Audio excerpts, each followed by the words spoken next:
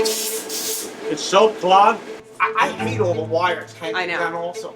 You have no choice. You have to break things. No, just this piece. Yeah.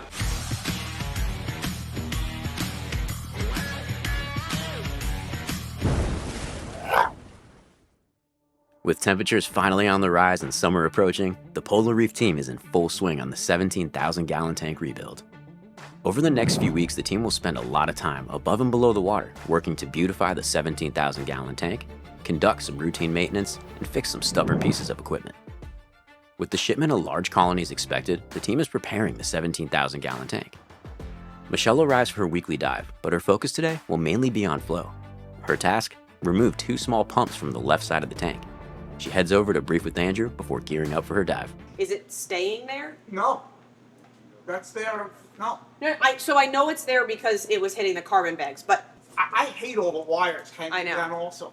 Should we remove those two, Andrew? take this one out. Down, and the one in the back that's doing nothing? Yeah, just for now. Yeah, And then when stuff starts to go in there, we'll actually see it cleans up. Yeah. As she preps to go on scuba, Max is in the back getting things ready for the normal maintenance portion for her dive. Alright, so today Michelle's going to be going in the tank to do a weekly dive. She's going to be blowing off some of the corals, getting any flatworms or any detritus out of them. While Michelle and Max prep for the first of many dives, Joe starts his morning off with some troubleshooting. It seems that the line for one of the dosing pumps in the 17,000-gallon tank might be clogged.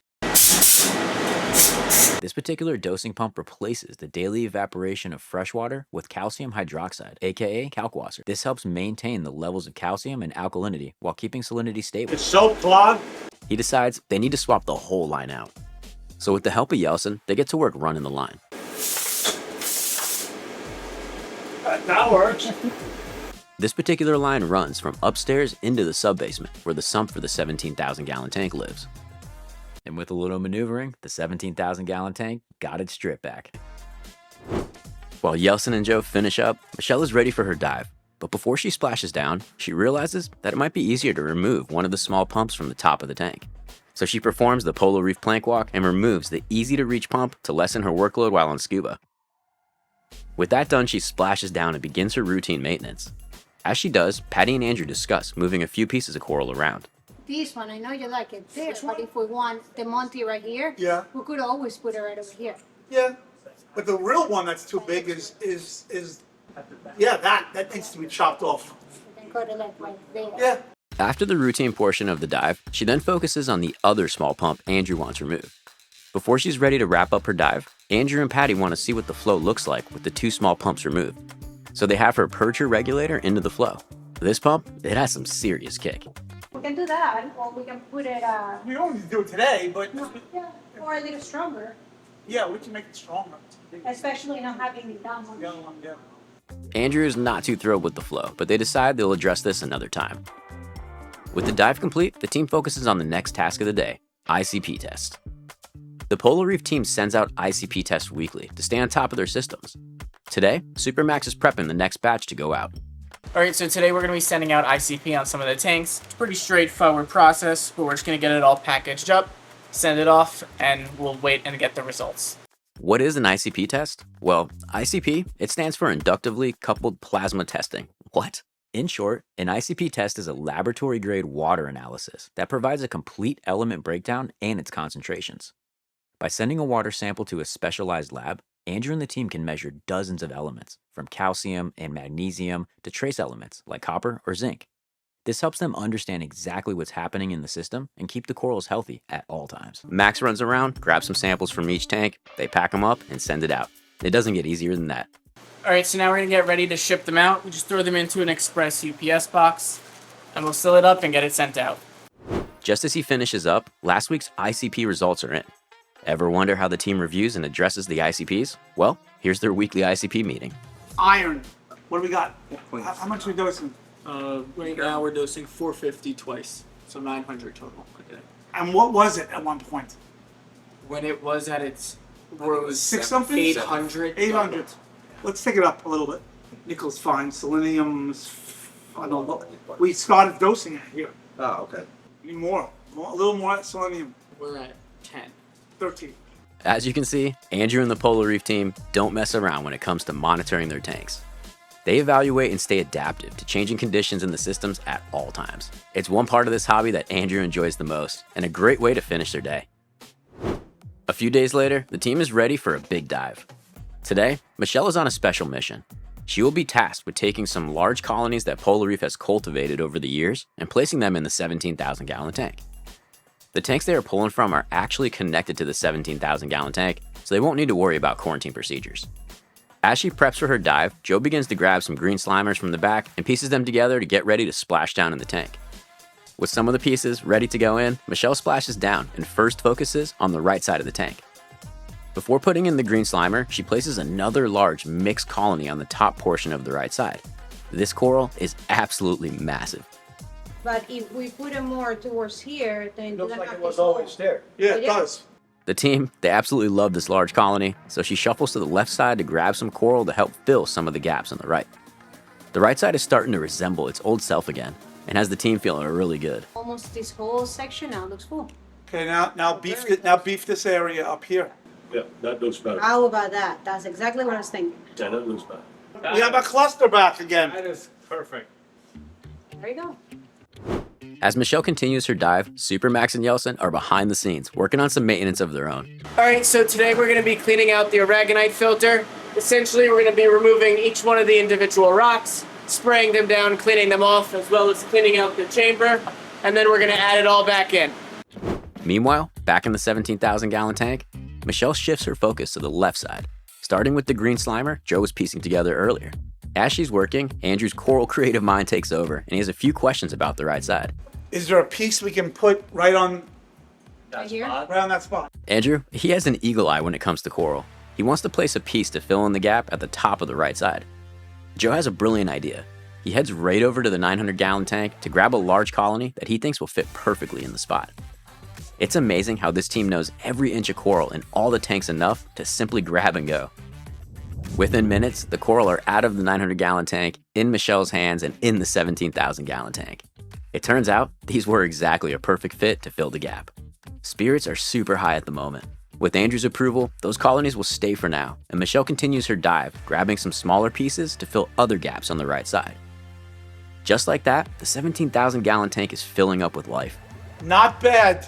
Focus in another section. We'll get that done. Yeah. Good. This is just the beginning. For now, Michelle wraps up her dive. Meanwhile, in the back, Max and Yeltsin are still working on some maintenance and expect it to go smoothly, but they're about to be mistaken. As they're working, one of the pipes sprung a leak. But if you've ever watched this channel before, you know this is not the first or last leak Polo Reef will ever deal with. With the help from Joe, they disassemble the unit, clean it, and fix the piping. It's just another day in paradise for these three. With the pipe fixed, the team calls it a night and get ready for another day. A few weeks earlier, the Polo Reef team received not one, but two very special shipments of corals. These came in from Top Shelf Aquatics. Okay guys, a coral from the 17K just arrived from the top shelf. Thank you guys. And another amazing shipment came in from Eric. Thank you to the both of you for helping bring this tank back to life. With these shipments in-house, the excitement could be felt in the air. The shipment had some great looking colonies, and the team, they began to envision the possibilities. How are we thinking about the sizes of these things? About what we thought, right? Yeah. Huh? Not bad. Yeah. As they were placed in quarantine, Andrew gathered the team around the 17,000-gallon tank to discuss where some of these colonies could go. It's hard to beat a hobby that makes you this excited.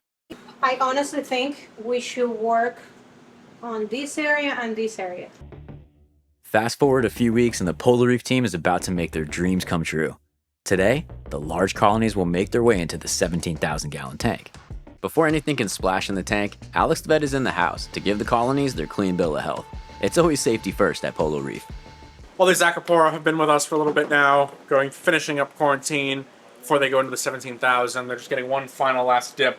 Patty's actually suiting up now, getting in the scuba gear, start passing corals over.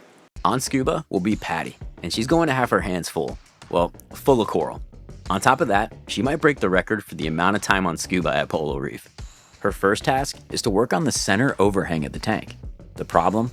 It's very difficult to get to, so she'll first need to move some larger colonies out of the way to make it easier to access. It's a super fragile game. With better access, she can now make way to the center overhang and access it from the left side of the tank, where some larger colonies are casting shade over some of the Monties below it. She moves a few pieces over and restructures the overhang completely. It changes the landscape of how it looks, and it turns out looks pretty beautiful. It's good. It's good, right? Yeah. I agree. But now we need to do this. Right. Around the other side. Tell her to go around the other side. Yeah. With that task done, she begins to move to the center portion, where some of the Monties need some attention. Before she enters the gap, part of her dive plan was to make access a little easier by moving some of the coral. In this case, a large bird's nest is blocking her feet. This massive colony has grown so much so quickly that it has completely blocked her path, leaving the team with no option but to break it. She delicately frags the bird's nest and moves it out of the way. Now she can shift her focus to the center of the tank. You have no choice.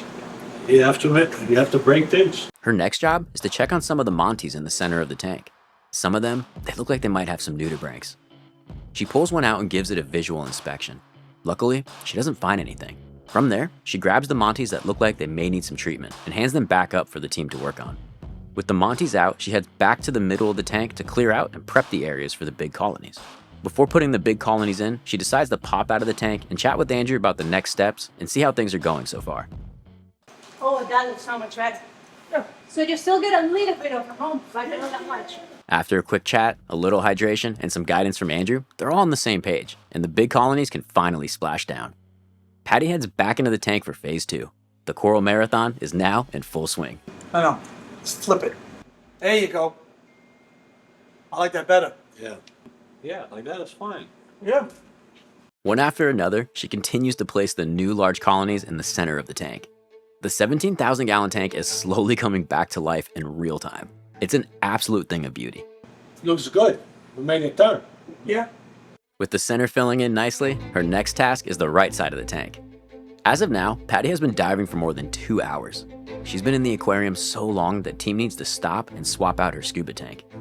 She uses the opportunity to pop out of the tank for a moment to take a breather. After only a few minutes, she wants to keep on working. The rebuild has the team extra energized. With more coral in hand, she begins her journey back underwater and heads to the center to place even more coral. This space is getting extra tight, but she's making it work somehow. No matter how careful you are in this tank, it's really hard to move around without breaking anything. In this case, Patty was shuffling out of the area in the front of the tank. She accidentally hits another bird's nest on the right side. Thinking quickly, she jumps right into action, making something disastrous look absolutely gorgeous. She rearranges the bird's nest and even uses a piece of coral from the center to beautify the area. It's like nothing ever happened. It takes a lot of experience to think this quickly when things go wrong. Great job, Patty. With disaster avoided, she gets right back to work and grabs even more coral for the left side of the tank. She's having trouble maneuvering the area, and some of the structures are super fragile.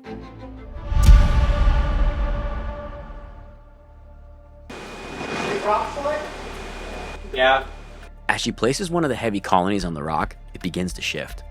Then, out of nowhere, the entire rockscape decides to come down. With this much time diving, she can't believe what just happened. In true Patty fashion, she quickly shakes it off, regroups, and begins to pull some of the rubble out and hand it up to the team. After clearing everything out, she gets to work finishing up some of the last pieces.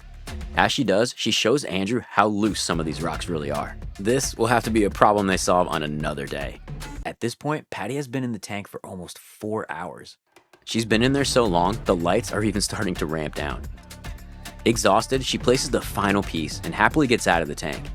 After a quick change, she stops in with Andrew to debrief. This doesn't look bad here, by the way. These purple Actually, pieces. yeah. I need to see when the lights are on, the downs. Because It's a you're little dark now, but we'll look at tomorrow. But wait till the other pieces come. Yeah. Day by day, this tank is transforming. Empty spaces are filling in, the reef is beginning to grow back out, and the rebuild is finally taking shape. Of course, at Polo Reef, nothing ever goes smoothly. Leaks happen, rockwork shifts, pumps clog, and plans constantly change. But this team, they always find a way to adapt and keep pushing forward. And the craziest part, they're just getting started. With even more coral expected to arrive, the next few weeks could completely transform the 17,000-gallon tank to its former glory. So make sure you stay tuned because this rebuild is only getting started.